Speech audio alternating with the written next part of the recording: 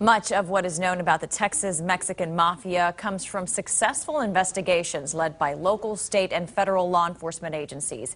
Each case provides a glimpse inside the dark and violent world of the gang and how the gang operates in the shadows.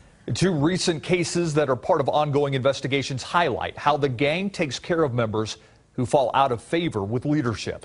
The Night Team's Tim Gerber takes a look at those cases in this Defenders investigation.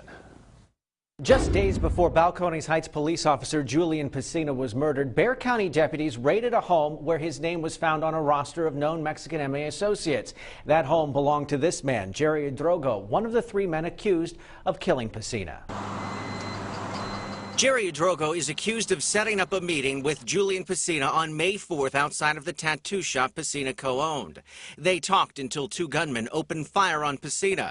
The Balcones Heights police officer was reportedly on a roster of Mexican MA associates. It is a blood in, blood out organization, so most members get in by killing somebody, and they know the only way to get out is to die. They know that going in. Gabe Morales, an expert on the Texas Mexican Mafia, says when the gang leadership decides it's time for a member to go, their time is short. For a high-level person, or somebody they want to make a high-level example of, it's going to be very brutal, obvious signs that it was done by them. There'll be no questions about it. Other times, the gang likes to keep its work hidden. That's probably what happened in the Ruben Menes-Reyes case.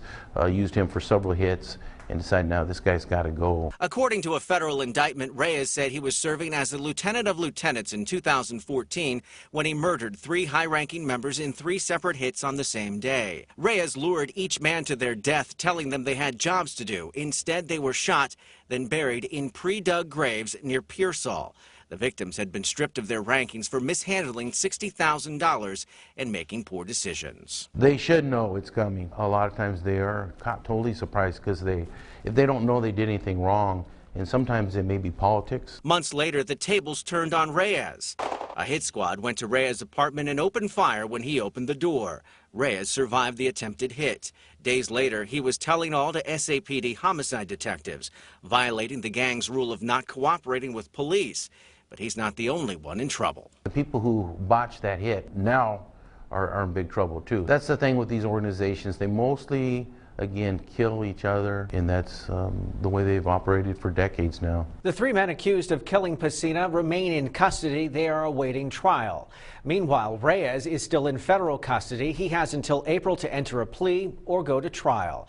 Our coverage continues online at KSAT.com/mafia.